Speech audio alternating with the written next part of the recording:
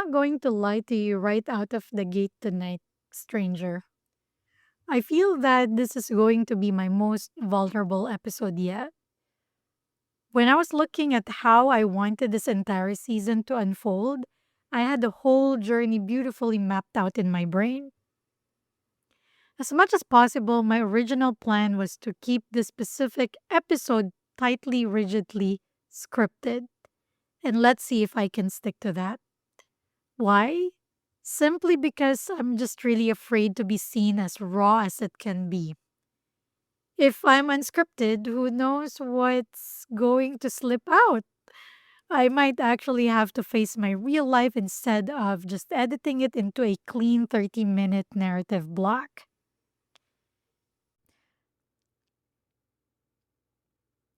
See, stranger, all of us, all of us, we all carry that exact same fear of being seen raw.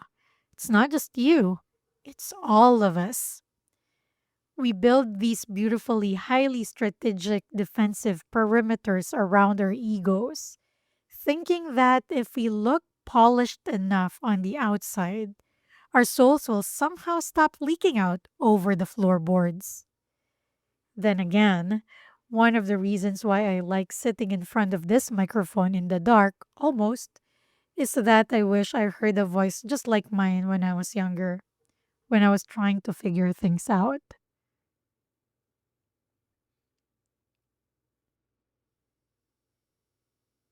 You see, stranger, when I was growing up, and I'm not sure if this is generational, a lot of the people who were older than me fiercely guarded their armors. They didn't want to be seen as someone who's vulnerable, bleeding, or confused. They wanted to look like the unshakable elders, monoliths of perfect adulting who definitely didn't text their exes at midnight crying over a shared Netflix account. I'm sure about the Netflix part. They didn't have it. Now that I am in my 40s, I am realizing that every adult then didn't have it together too. They will never admit that to me, but now I know. They were also just trying to survive while thinking they were setting some good examples to kids like me. Well, half of it was really toxic positivity too. It was all a giant coordinated masquerade of stability. They weren't solid. They were just frozen in fear, holding up heavy cardboard cutouts of maturity while their basements were flooding. And the truth is, hiding behind the armor doesn't actually stop the bleeding, it just ruins your clothes. I'm happy that you're here with me tonight, or I'm with you tonight, stranger. This is the Midnight Affair. My name is Lee.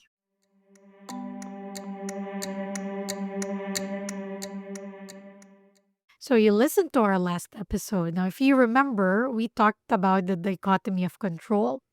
We drew neat logical circles on a blank page, defining what belongs to us and what belongs to whoever that person is. We defined what belongs to them, their actions, their text, their messages, their emotions, their emotional unavailability, and we built a strict sovereign border around what belongs to us. I stood on my soapbox and I gave you definitions and I gave you steps. To be honest, I approached our collective heartbreak exactly the corporate trainer and instructional designer that I am during the daytime. See, I've been a trainer for 19 years. And let me tell you, it is incredibly hard to turn off the trainer brain. It's constantly whispering in the background. It is constantly thinking, analyzing, and structuring. I'm happy that you cannot ask Google Gemini. Because if you will have the chance to do that, you will know exactly what's going on in my head. Because, at midnight, I will have the most random questions and ask about human psychology or some behavioral loops. My search history at 3 a.m. looks like a desperate plea for a software patch for my feelings. Yes, I'm actually asking Gemini on how to be human because I think in most of our conversations, Gemini is more human than I am.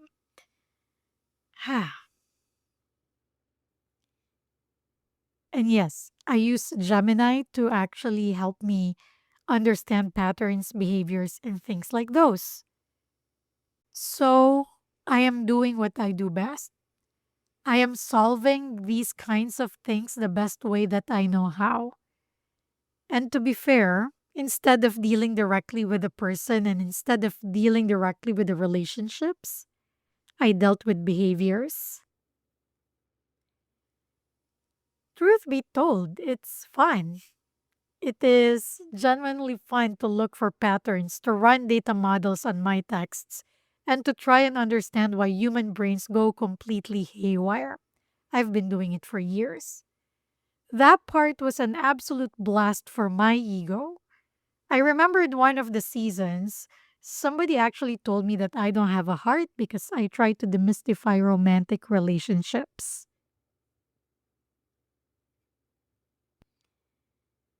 It's not that I don't have a heart. I have a heart. Of course, I have a heart. It's just really easier for me to break it down this way.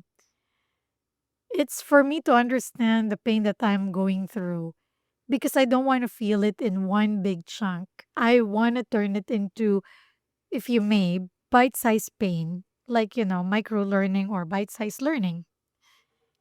To me, if they are broken into little pieces, they would be more manageable rather than feeling it one whole and a whole block hitting me right in the face.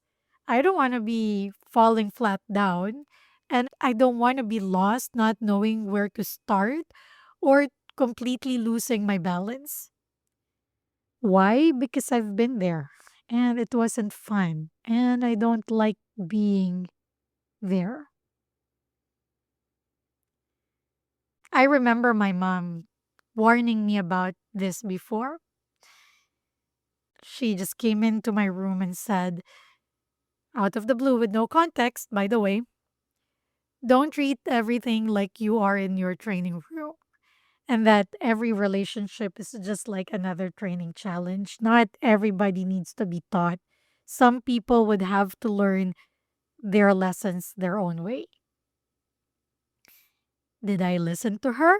Of course not, because listening to your mother when you are in your 20s, well, almost 30s, feels like admitting defeat, and my stubborn ego doesn't sign off on that. I'm sure yours too. The second my own heart broke and the late night panic set in, the overachieving corporate trainer in my brain stood right up, grabbed my mental clipboard, and aggressively tried to project manage my emotional breakdown. I went to corporate war for my own peace, stranger. You can imagine how messy and how hard that was. I bought a salt lamp because apparently glowing pink dirt cures existential dread. I downloaded three different mindfulness apps, and to be fair, when I started doing that, it was so hard to look for apps on the Apple Store. Letting automated voices tell me how to breathe while paying a premium subscription fee for it. I did. I sat cross legged on the floor at 2 a.m., forcing my brain to optimize its relaxation metrics. I was tracking my baseline anxiety in a hidden mental spreadsheet while secretly hoping my ex trips on a curb, drops their phone down a sewer grate, and falls flat on their face. While building all of those little clinical safety nets, I forgot that I was human. The other person is human, and the relationship that we're having is also deeply human. So, no matter how much I want to say that I understood their behavior, no matter how much I convince myself that I understood what they said or why they did what they did, for real, I still wouldn't know. I can't explain a damn thing until they tell me exactly what they need to tell me, until I hear it directly from them. Is it that Gin Blossom song, Till I Hear It From You? Hmm.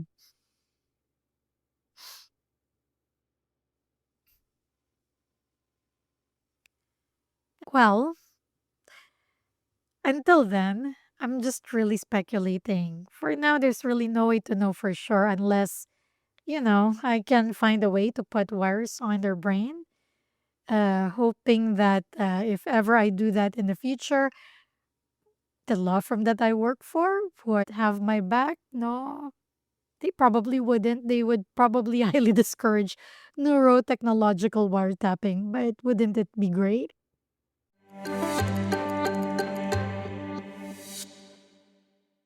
Now, story time.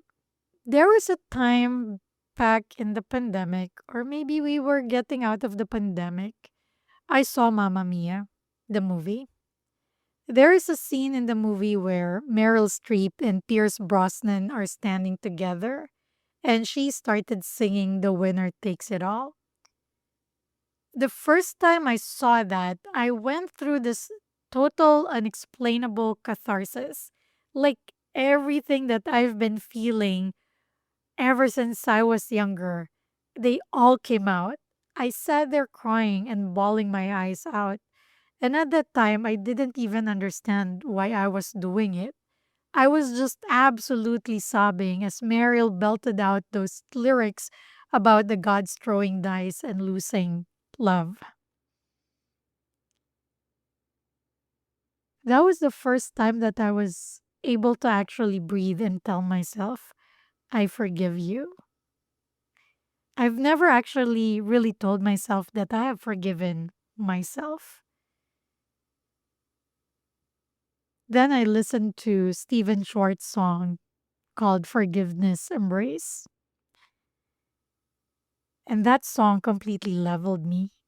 It said, or it sang, I forgive my valiant lovers for not completing me. And the hardest thing of all now, I forgive myself the sin of being all I planned and all I thought I should have been. Hearing that felt like a physical blow to the chest because it was the truth. I wasn't complete.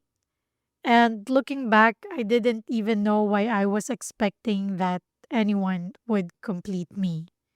Well, now we figured out it's all of the fairy tales that we've been telling ourselves. Well, at least all of the fairy tales I've been telling myself. I don't know why I was expecting that they would fix my foundation when they were dealing with their own structural damage.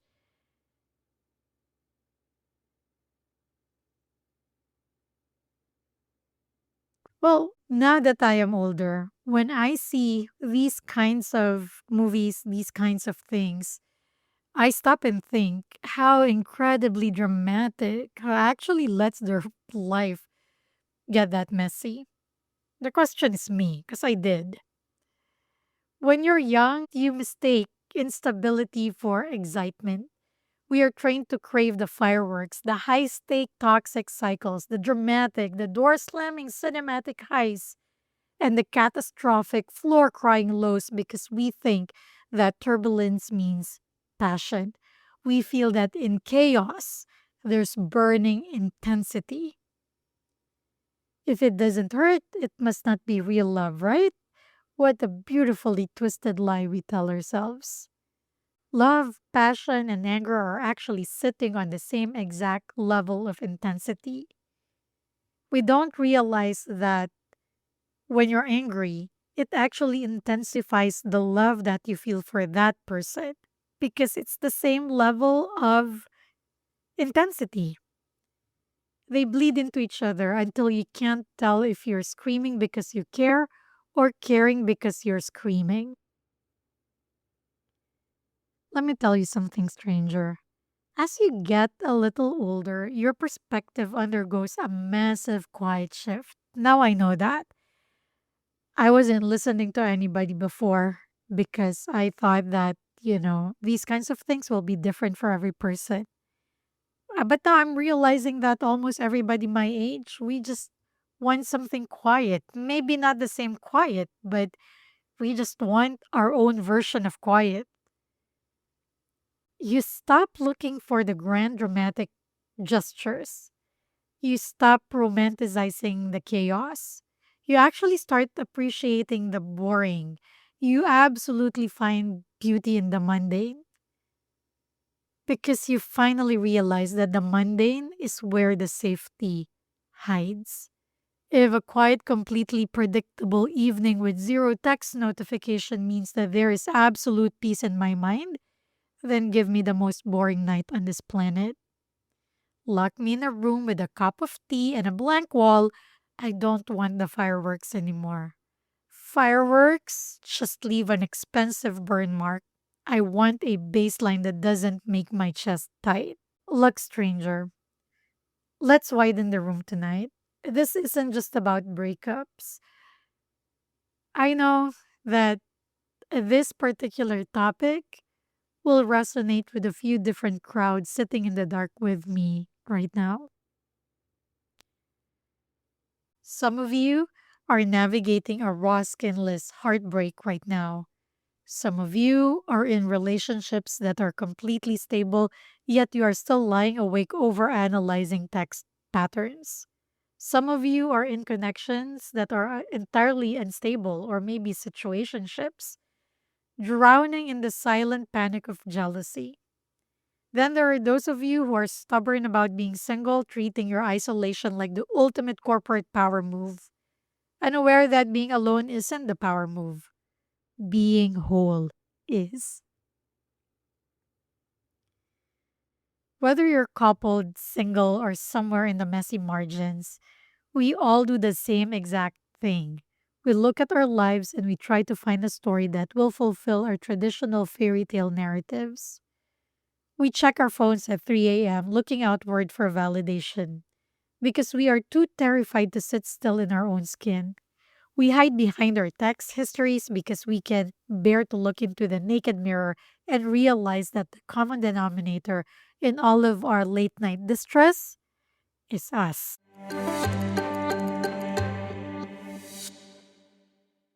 Let's try a quick mental experiment before we keep moving forward tonight, stranger. So, this will be your activity for this episode.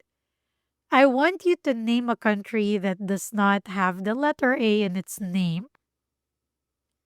Go ahead. Think about it for a second.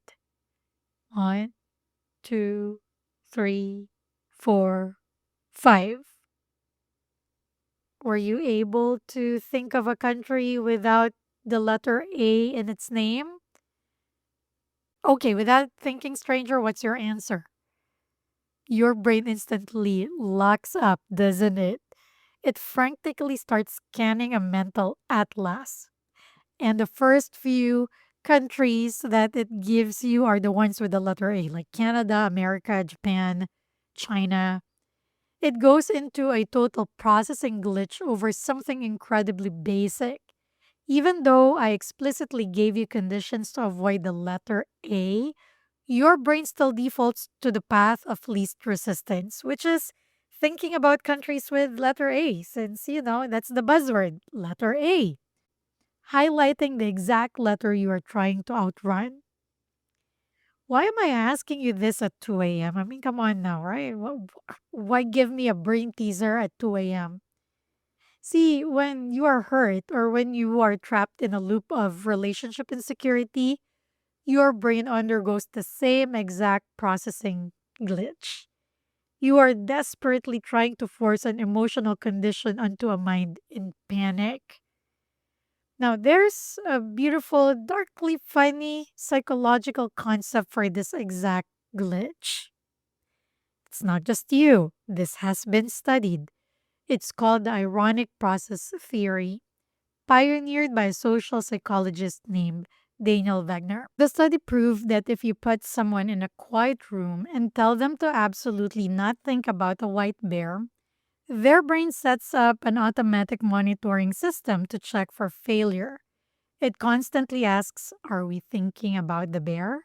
No. Okay. Good. But by constantly auditing for failure, the mind hyper focuses on the same exact thing it's trying to avoid. The only thing that one can see is a massive aggressive bear staring them down in the dark. Now, same thing with you a while ago. The only thing that you can think of is the letter A.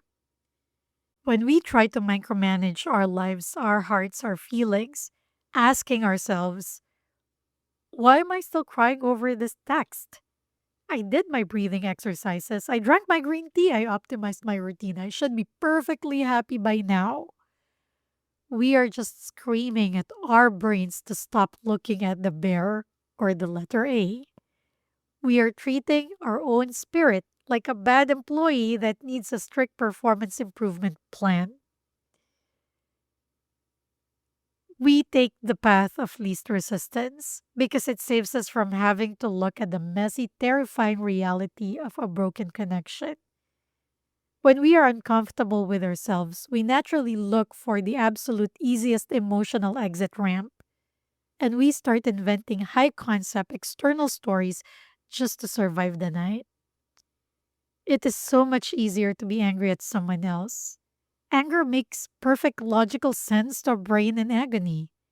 It's incredibly easy to point the finger into the dark and say it was entirely their fault because, hey, look, they have 100 glaring red flags. We catalog their red flags like a professional warehouse inventory, using them as a currency to buy our way out of discomfort of our own reality. If you're in a relationship, the detour is trying to decode your partner's mind like a broken software application that just needs a hot fix. And if you're single, the detour is diagnosing your ex with attachment styles from a YouTube video to explain why they left. We should always go back to being brutally and uncomfortably honest with the microphone tonight. That whole corporate investigation, it's just really an expensive detour because the terrifying, unavoidable truth of the matter is this whole thing, it starts with me. Or in your case, it starts with you. I said it, but to be honest, I absolutely hate that. If I can just word it differently, I would. I kind of don't like that phrase. It sounds like a toxic motivational poster you'd find in a corporate break room next to a stale pot of coffee. It sounds like the kind of phrase a wellness influencer smiles through while selling you the expensive green juice. And I'm not that. If we strip away the fluff, it starts with me isn't a soft, warm realization. It's a deeply annoying, sobering audit of your own reflection. The reason we run those frantic data models on other people isn't to understand them. It's because taking extreme accountability for our own peace is just too heavy to carry. It's easier to manage a crisis out there than it is to admit, oh, wait, I'm the one who keeps buying tickets to the same exact circus.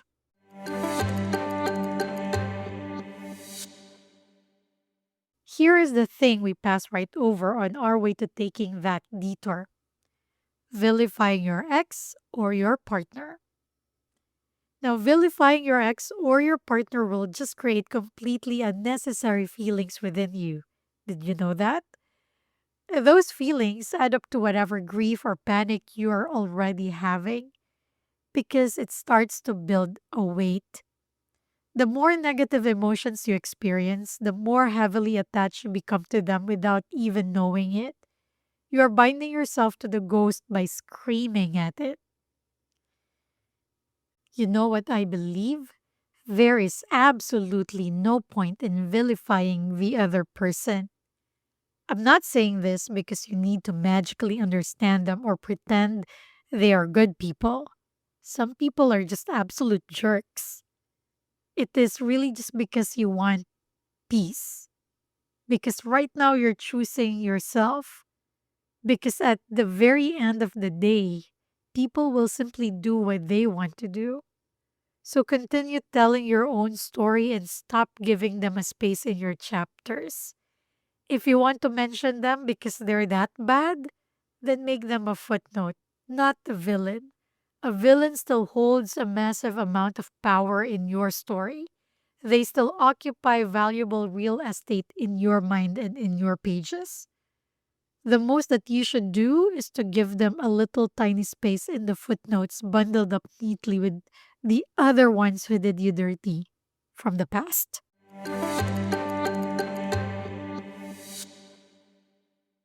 When we refuse to put them in the footnotes and try to micromanage our own internal processing, we end up trapped in what social psychologist Daniel Wegner called the pursuit of forced performance, which reminds me of a concept from Paulo Coelho's novel, The Witch of Portobello.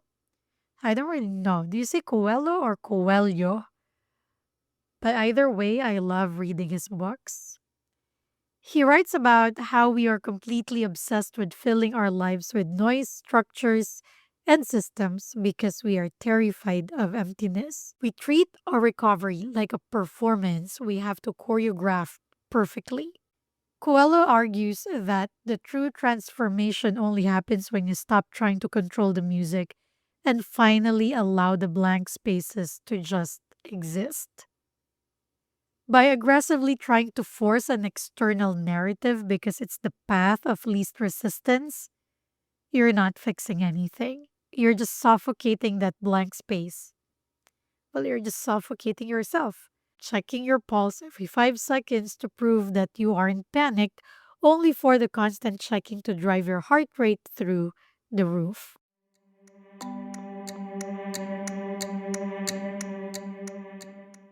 So, stranger, tell your own story and take back your narrative. But how do you do that? Stop treating your life like a case study about other people or external circumstances. Remember that you are the core of your story. You're the hero of your story. Whatever decisions I've made in the past, the actions that I've made, whether they were good or bad, they affected exactly where I am right now. Whether in relationships or in other aspects of life, all of those actions, all of those choices that I've made, all of those thoughts, all of those wants, needs, and all of those dreams, they led me exactly to where I am now. Sometimes I know it might sound deeply unfair because you desperately want to be in a better place. You want to be further along your timeline. But the truth is, I am exactly where I need to be. Here's the dark, beautiful punchline of this entire stand up routine we called adulthood. We can actually look back and laugh at the absurd things we did in the past.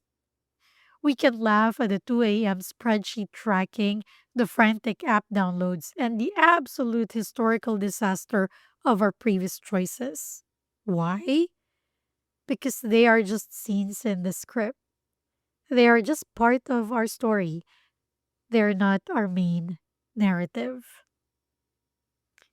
Your experiences, your mistakes, your partner's red flags, and your frantic midnight feelings are not your identity. They are just the heavy winter clothes your ego wrapped you in to try and keep you safe from the cold. Stripping down means looking at the chaos and realizing that you are the stage stranger, not the train wreck happening on top of it. So tonight, do me a massive favor. Fire yourself from being the project manager of your life's timelines. I am officially stepping down from the training room podium tonight. I don't have a structured diagram for you this week because the ultimate lesson I had to learn from my mom's reality check is that true emotional effort isn't forcing your soul to match a polished corporate standard. Allow yourself to feel something that is completely unglamorous and pleasant feeling sometimes. There will be times that it is going to be very easy, and there will be times that it is going to be very, very painful. Embrace it anyway.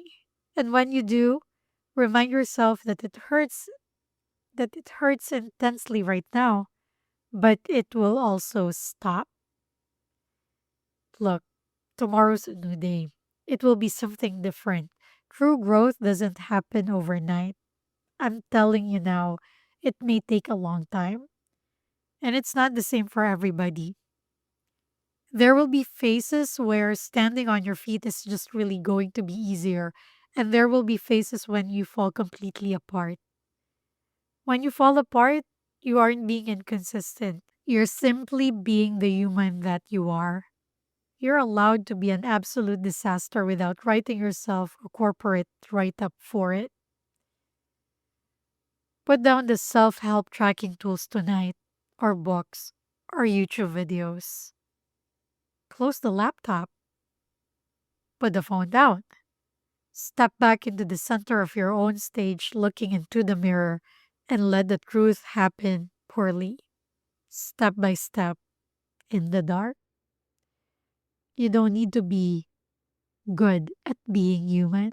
I may not there physically to hold your hand, stranger, but by the end of this season, both of us will land with our feet firmly on the ground. So, stranger, thank you so much for sharing this quiet room with me tonight.